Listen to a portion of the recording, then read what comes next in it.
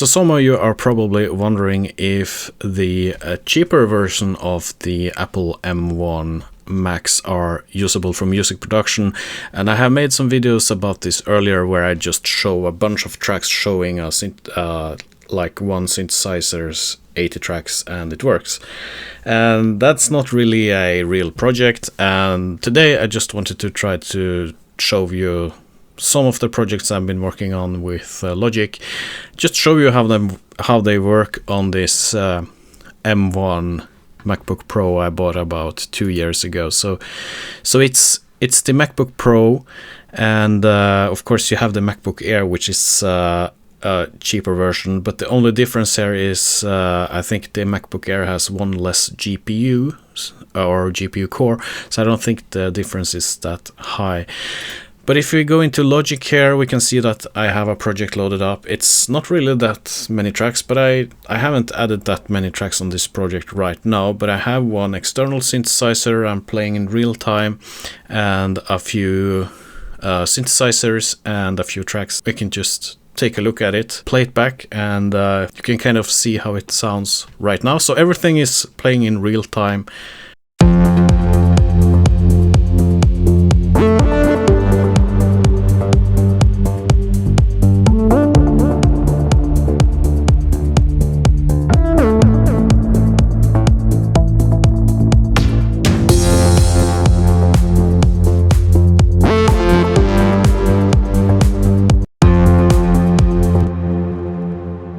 So it works fine, and again, it's not a highly demanding track.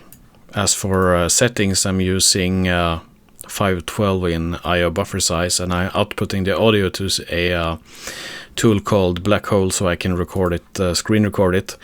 And of course, when I'm screen recording, it takes up about 5 to 8% of the CPU as well, so we have to add on to that. But we can, for example, if we go to the external track here, so here I have the Moog synthesizer, so I can just solo that track and I can play it back, and I can kind of adjust things in real time here.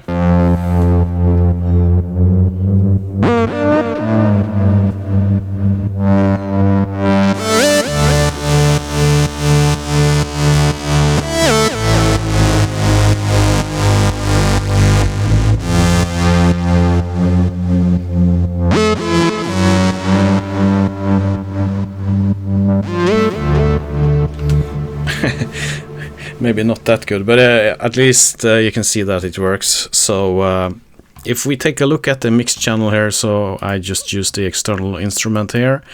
It's going to MIDI goes through my Fireface audio interface, which I'm using on this M1 Mac. And by the way, it works really well. The Fireface UCX 10-year-old interface, new drivers in 2022.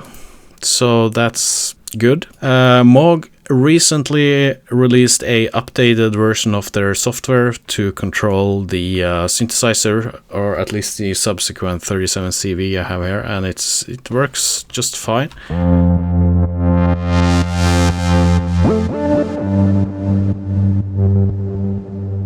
And as effects, I have Valhalla Supermassive here, and some EQ, LFO tool, a compressor, and I'm also sending some audio to a mix bus or a bus here. I think it's a delay from Logic. That's the external instrument. It works just fine. And in addition, we have some bass here, a few bass tracks. By the way, you can take a look at the CPU. So the two different bass tracks here are played by two different synthesizers. One is played by Retro, I think it's called Retro Synth or something. It's included in Logic, just a simple analog sounding thing. Works really good, I like it. Simple sounds, easy to get a bass sound. And then I also have Diva.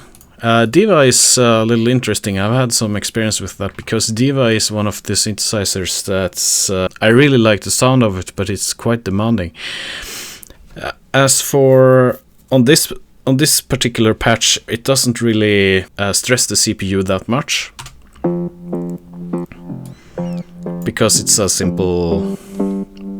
just a simple patch. But I read on the website that they haven't implemented multi-core on ARM yet, or something about it didn't work that well. So a little tip: if you are using Diva, you can set accuracy here to, for example, draft, and then you can set offline to best. So that means when you are playing or making music, the CPU hit will be lower if you set it to fast here, and when you export your track, it will be the best quality. And we can see that if I go to this thing here. So this is Diva with some effects, and take a look at the CPU now when I play it back.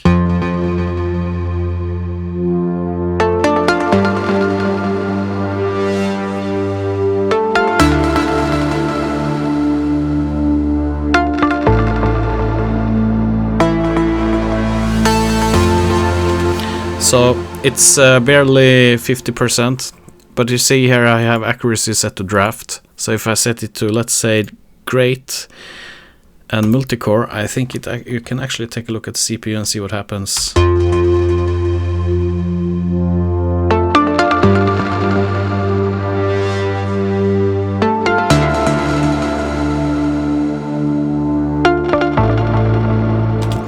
It's a little bit higher, and if I set it to divine,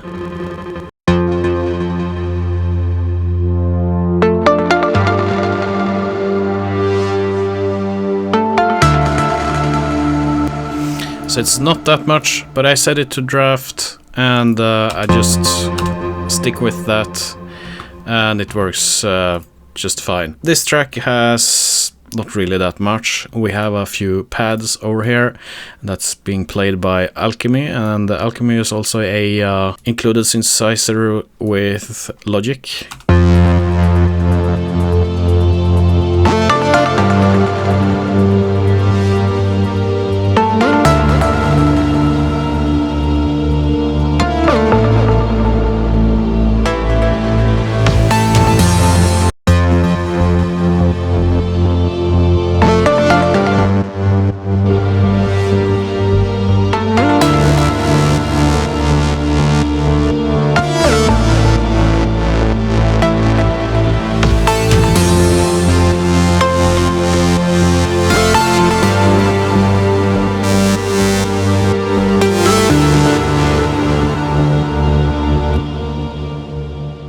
Then we can take a look at the mixer. You can see what kind of plugins I use at the mixer as well. On the audio tracks, it's not really anything super special. It's EQ, basically EQ and compressors. Some buzzing here as well, but it's not something that takes up a lot of resources, as we have seen also in my previous videos, that the included plugins in Logic is really optimized, and they work really well on the M1 machines.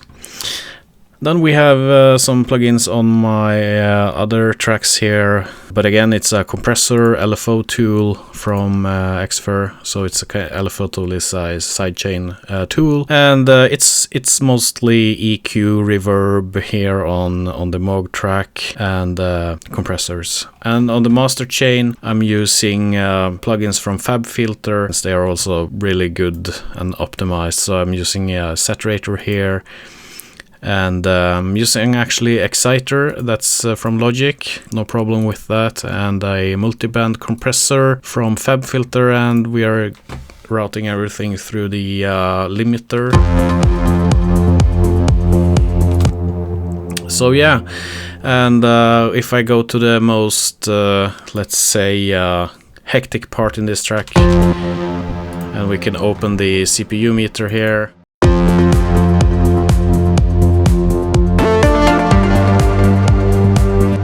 So it's below 50%, and I think my track, maybe I'm going to add one or two more tracks to this one, and I think it's done, and some more automation, and yeah, basically I could make this kind of synth track on this laptop. I think that's pretty cool. And we can take a look at the activity monitor. I can give you a little tip here as well. If you start activity monitor and you go on type here, you can see if the software you're running is running in Intel mode or in Apple mode. And if it's running in Intel mode, that means your Mac has to emulate, or it's not emulate, it has to translate it to ARM language. So that takes some resources as well. And if you see something called AU hosting something compatibility service here, you can kind of I think some of the plugins here are being translated, so even when not all of the plugins are ARM compatible, it works pretty good.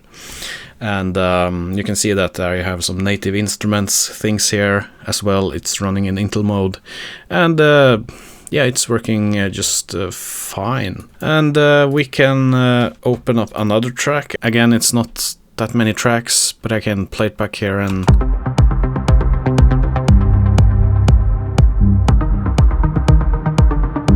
we can take a look at the CPU.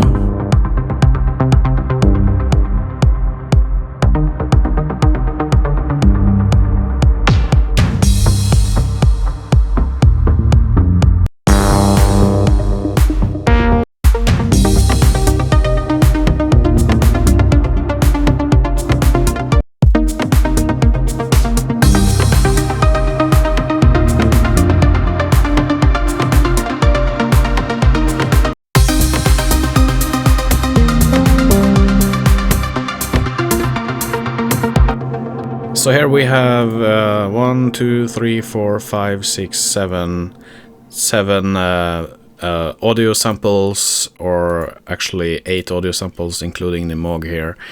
And the bass line again here is it's being played by Diva, actually on great accuracy. We have a Spire here as a synthesizer, and we have a Spire here as well with some MIDI effects here. Like that. So I use those MIDI effects just to get it sounding a little bit more interesting, if you will. And I use this drummer thing in Logic here as well. Yeah, it works just fine. I wanted to open up another project that was actually more had more tracks on it. It's called Sensory Enrichment, but somehow it didn't play in my recording software here, so I'm not sure why. It didn't work. So I made a video maybe a week ago when I was kind of proclaiming that I am switching from Windows to Mac again for music production, and I did that a few years ago as well. I thought I could use my laptop. I think I had the 16-inch MacBook Pro there with the Intel i7 CPU, and if I had a project like you see on the display or on the screen here, on that computer, the fans would just go crazy, and the computer would be hot, and I would get a buffer underruns and things like that. It wouldn't work at all. But on this computer, it works just fine, and I'm usually using 256 in buffer size. I don't want to change it now when I'm recording audio here. Yeah, it works just fine. And finally, Apple actually have a laptop that is, it's not cheap, but it's in their cheaper line, if you will, that I actually can use, for almost everything. And it's not music production. I mean, I can have Logic open, and I can open, let's say, Photoshop, and I can just edit some kind of thumbnail, you know. I can go here and I can just edit my thumbnail, and yeah, everything is just, it works so well. I know a lot of you also use orchestral libraries. I haven't used a lot of them myself, so I can't really speak about that. They are pretty demanding as far as I know, and I think I haven't tried them myself. So you have to go to their website and at least check if they have updated their software for M1.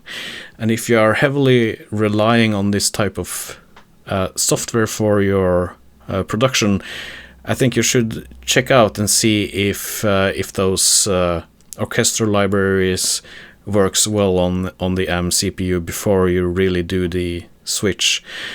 But as far as I can tell here, it looks like the cheapest. You get a long way with the cheapest ARM-based Mac from Apple nowadays, and it's really surprising. I know I made a lot of videos about it, but actually I never thought I could actually use it for real in my production, and my PC is just standing on the floor here, and I have my PS controller for it when I play some Red Dead Redemption when I get some time to do that. That's basically what my PC is now. There you have it. Go on and buy the MacBook Pro or something from Apple. Thank you for watching this video. I hope it helped. Give me some questions below if you are wondering, and I will try my best to answer them. And until next time, take care, and I'll see you later. Bye bye.